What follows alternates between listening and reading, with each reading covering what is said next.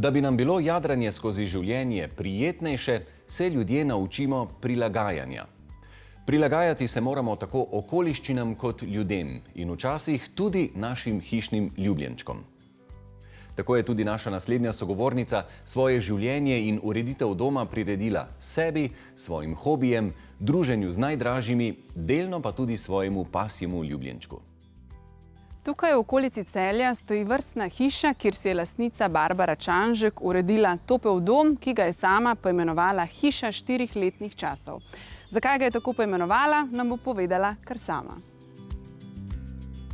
Barbara, lepo pozdravljeni. Vi ste vaš dom poimenovali kar Hiša 4 letnih časov. Čemu tako poimenovanje? Ja, predvsem zato, ker imam jaz dekoratersko žilico in non-stop nekaj spreminjam. Glede na letne čase kupujem dekoracijo, jo menjujem, pač se orientiram po sebi, po svojem občutku in tako v bistvu nastaja vsebina hiše.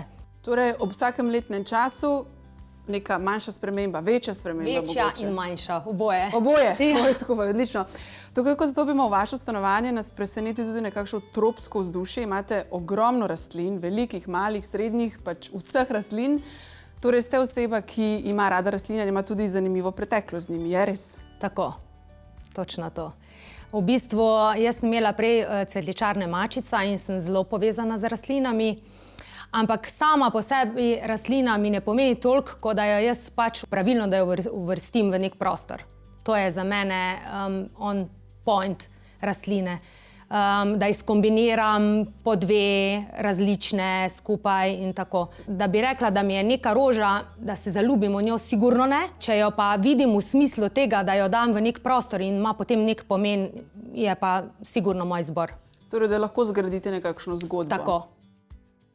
Barbara je v času, ko je imela svojo cvetličarno, še dodatno razvila žilico za urejanje interjerja. Tudi prijatelji so jo večkrat prosili, da jim pomaga urediti dom, pisarno ali lokal. Tako tudi za svoj novi dom, ki ga je kupila v 3. gradbeni fazi, ni najela arhitekta, ker je sama točno vedela, kaj si želi in tudi kako bo želeno dosegla. V njenem domu prevladuje umirjena naravna barvna paleta, ki je njena najljubša. Zelo rada ima les in če bi bilo mogoče, bi najraje živela v leseni hiši. Tukaj je ta vtis pričarala tako, da je vse zunanje nadstreške naredila v naravni barvi lesa. Tako ima poleti, ko odpre vsa vrata na vrt, vtis, da živi v lesenem objektu. Ker živi s psom Encom in je obenem zelo zaposlena, je vrt uredila tako, da ji ni treba kositi. In takrat, ko je doma, uživa na sprehodih s psom ali le v posedanju na vrtu. Lahko opazimo, da je okolica vašega doma urejena zelo bivalno, torej veliko časa preživite zunaj, predvidevam. Ja, res je, zaradi tega, ker v bistvu je hiša narejena tako, da ima dvojne drsne vrate in se iz kuhinje in dnevne sobe prehaja na vrt. Iz dnevne sobe sem v bistvu si uredila 2 kotička, enega takega majhnega za kramljanje in enega z visečimi stoli za užitek, branje knjige, ne vem, meditacijo. Drugi del vrta je v bistvu za sončenje, brez bazena, nažalost. In tretji del je miza za moje goste z žarom, z vrtnimi zelišči, ki sem jih posadila v 75 let staro Emotovo bano. In sem si tako ustvarila v bistvu visoko gredo na prav poseben način, ki mi tudi paše zelo ambientu in ga tudi zelišča iz tega vrta non-stop uporabljam pri svojem kuhanju. Lahko rečem, da je miza kar središče vašega doma. Ena velika je v jedilnici, druga pa zunaj. Ja, to je pa zaradi tega, ker v bistvu imam jaz en prijeten sreden krog mojih prijateljev, kateri redno prihajajo k meni. Se družimo velikokrat ob hrani in pijači in je to zelo pomemben del moje hiše, mize. Torej je nekako prilagojena na vaš slog življenja. Tako, zelo rada kuham, sproščam se ob kuhanju, uživam v tem, ko vidim, da ljudje nekaj dobrega pojejo in to znajo pohvaliti. Tudi veliko časa porabim, da najdem dobre recepte in prav zadovoljna sem, da pridejo in da skupaj uživamo v hrani in pijači, se sprostimo, se kaj pogovorimo in meni je to res en poseben čar, ki ga v bistvu ima moj dom.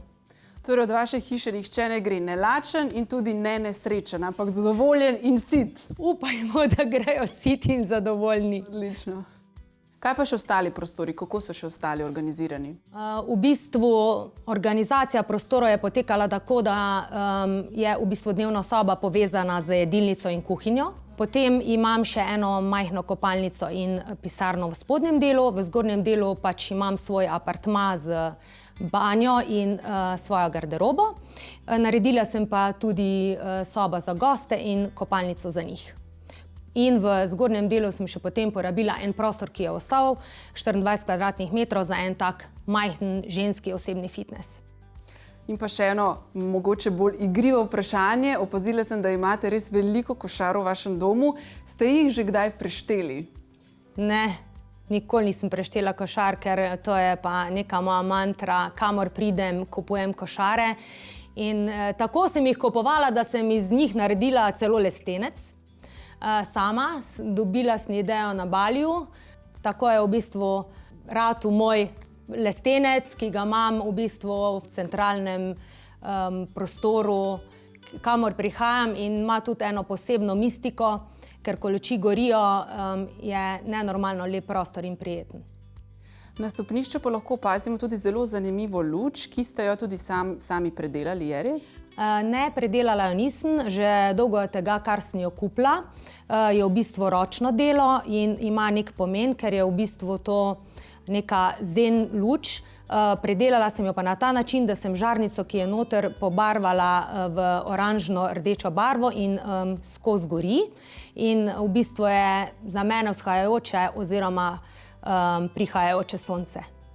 Torej, vaš slog življenja lahko povzamemo z naslednjimi besedami, da je smisel življenja ležanje na plaži z možgani na off in čivavo na straži oziroma v vašem primeru z Weimarancem. Res je, zaradi tega, ker pač moje življenje je zelo prilagojeno mojemu Weimarancu Enzotu. Prilagodila sem mu zunanjost, naredila vrate, da lahko v bistvu, kadar me ni doma, pride ven iz hiše in uživa v naravi. Tako da dejansko je v bistvu to Enzotov raj in moj na koncu.